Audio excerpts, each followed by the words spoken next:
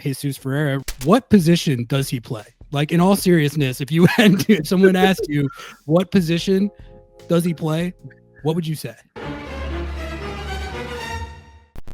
What was your first reaction when you saw the trade, and what can you kind of tell us about the impetus behind why he left the club? Because I think what we all know is that it seemed like relations had deteriorated to an extent by the end, but there also seemed to be an element of just sometimes you just need a fresh start, just need a change of scenery, and maybe it wasn't like ill will or bad blood or anything.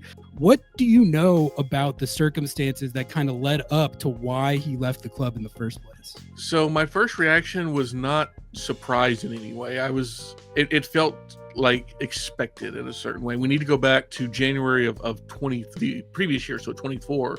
Before the 24 season started, there was rumors Ferreira had accepted a deal with Spartak Moscow. It was a pretty large sum. I think it was like 13 million.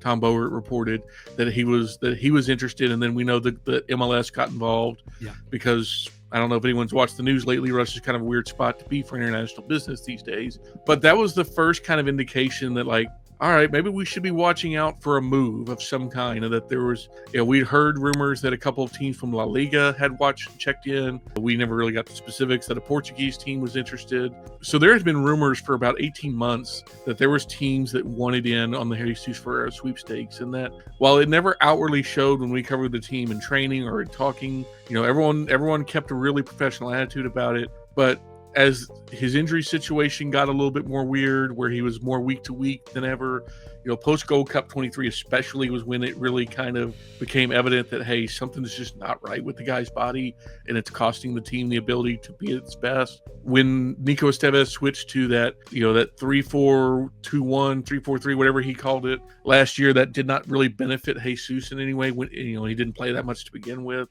And, I think a lot of folks don't really understand he's been at FC Dallas for 8 years. He debuted at 16 years old in 2016. Now, going to the same job in the same place for 8 years and being the son of a legend. I mean, he was for a while, he was David's son. But then you watch him on the field and you're like, that's a big thing to overcome. So I think there's some of it that he's 24 years old. He's still got a lot of career ahead of him, in theory, a lot more in front of him than behind him. And it was probably just time with the coaching changes, the behind-the-scenes changes for Dallas. It was an opportunity for a fresh start. It's clear he wanted it. It's clear the front office wasn't opposed to it.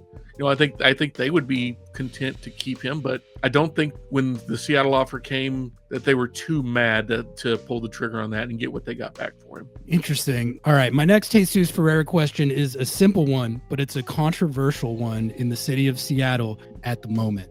What position does he play? Like, in all seriousness, if someone asked you what position does he play, what would you say? Oh, man. Welcome to the question we've been asking for a few years now. If you'd asked me this in 2022 when I first started, I would say he's a false nine striker, that he is a very untraditional finisher because he is very clinical. When he's in front of goal, if you get him the ball, good things will often happen. But the problem is, and I wrote about this on the newsletter when he was traded, he never really solidified it. He's got all these tools that are really good soccer tools. He's got a great IQ. He knows how to finish. He's quite fast. But the sum of those parts is a little different than the whole. And as a result, if you play him at 10, you pull him too far away from the goal. If you play him at 9, he ends up drifting away. If you play him at winger, you create the same problem at 10. And then there were times in Dallas where he ended up in the right back spot if you look at heat maps. So as far as his position, I know he says, and he said it multiple times, I think he even said it when he got to Seattle, I'm a striker. I want to play the 9. But then you watch him on the field and you're like, are you sure about that? Like, do you? Because, I know positionless basketball is a thing, but positionless soccer right now is not. And, it's a guy with a lot of talent, and I think he can do stuff. But your guess is as good as mine. And it sounds like y'all's guess is maybe just that, a guess right now. It's so funny to hear you say all that, because I can't even describe to you how verbatim what you just said are the exact conversations that we've been having in Seattle all season. So honestly, I didn't really know the extent to which it was kind of the same issue at FC Dallas.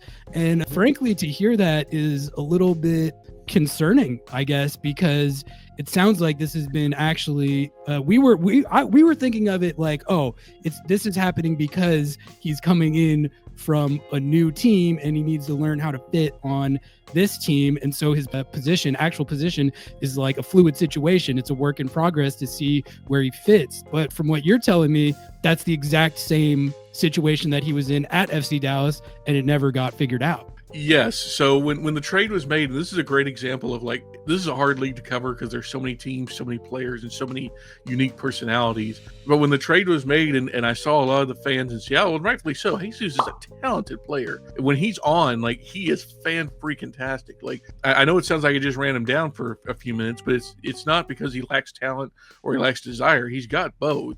But in the end of his tenure here, we were wondering just like, what does he fit? Where does he fit? And you had, specifically in Dallas, a guy like Peter Musa. He's a traditional 9. Yeah. He's a poacher, advanced forward type guy that's going to play, crash the box, and do the things.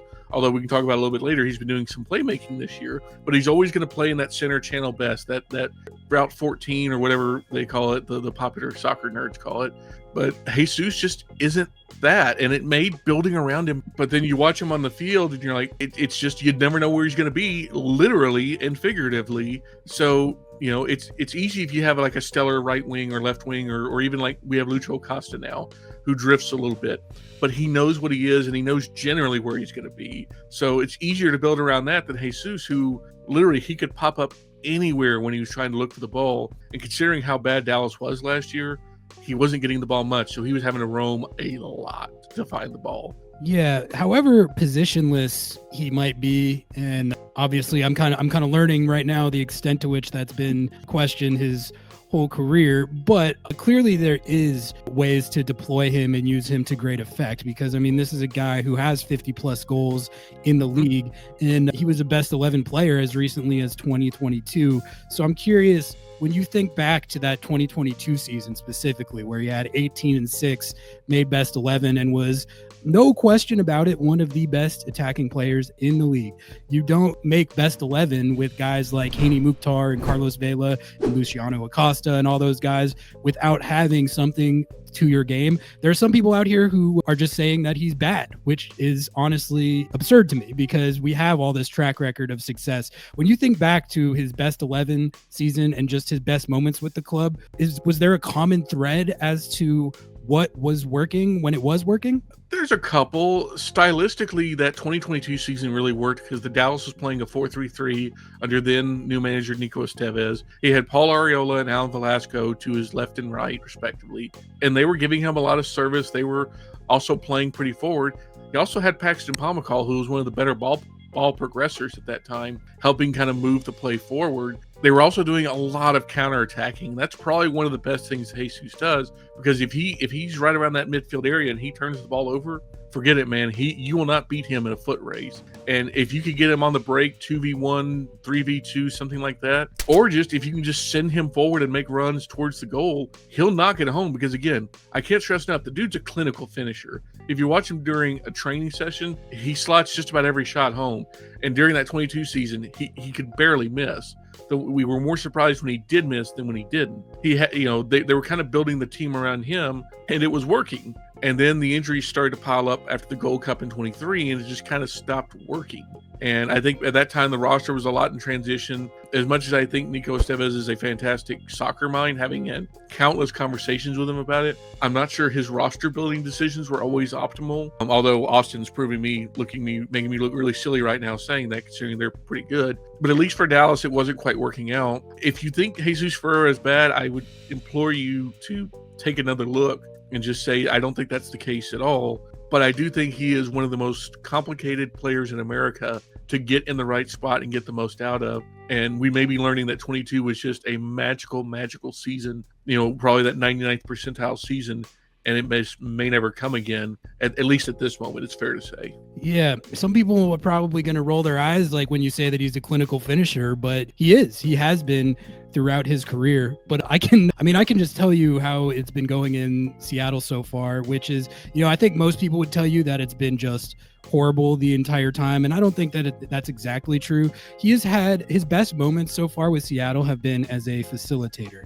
He and Ariola, you could tell that they had played together a lot. They combined for a couple goals in CONCACAF Champions Cup, and he also had a nice assist when Seattle beat LAFC.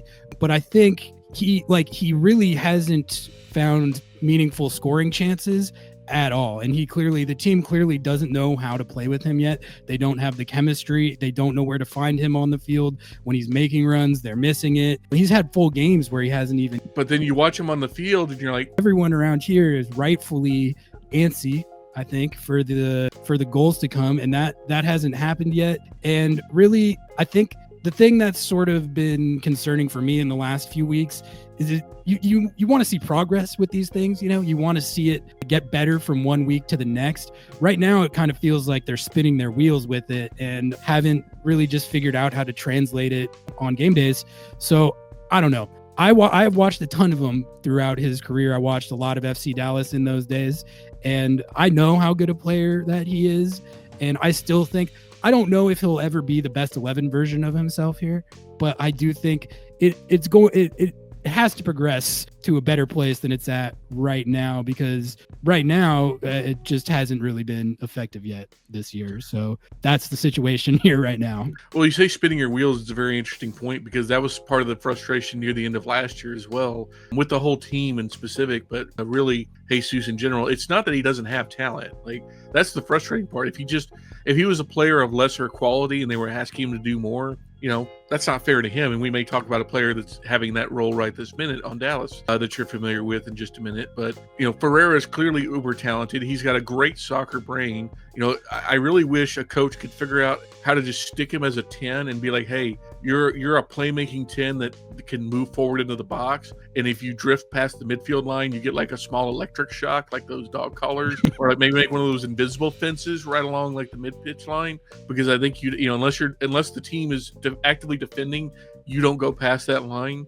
I don't think you're incorrect in saying that best 11 form may never come back. He's also 24 years old. And he's still got a few years before he hits that maturity level. I still think there is a chance that he can make his way, maybe not top 5 Europe, but somewhere like Portugal or the Netherlands or even Belgium, and find some form if he's going to leave at USA at all, which I think is his end goal. I mean, we've heard that enough from national and local reporters that I feel safe enough in saying it. But I don't know. He is one of those guys that he's so talented. You always want to give the chance to, and I think someone's always going to want to give the chance to. And, I have a high opinion of Brian Schmetzer in Seattle. I think he's a very good coach. I think he's going to figure it out. I don't know how long it's going to take. I wish I could give you some assurances there. But I think in general, I'm really curious to see him both this coming Saturday and for the next year plus to come, because if it's not working now, I don't know. I'm a little worried for y'all. I'm not going to lie. It's lined up for him to play at the 10 this weekend, actually, because Albert Rusnak, who's Seattle's DP number 10, is injured. And so I'm pretty sure that plan B there is going to be slot Jesus Ferreira right into that spot. And to me, I mean, we'll see how it works, but that is, from what I've observed so far, that is where he will be more effective. The problem with him and Rusnak on the field together at the same time right now is they're getting in each other's space. Like, Ferreira kind of naturally drifts into that role, and it creates like a log jam. So this is all sounding, I feel like I'm on the therapist couch. Like, this all sounds correct. It all sounds familiar. I'm sure that's probably not comforting for y'all, but it's this is what you're considering odd is just us considering another match day in Frisco for the last couple of years. God, it's eerie how exact the situations seem to be. And honestly, I'm kind of learning that live. That's unexpected. Honestly, the way I was thinking of it was that, this guy was pretty awesome for FC Dallas for a lot of years. They probably knew how to use him, no problem. They got to just figure out how to do that, but with Seattle's personnel, and they'll be chilling.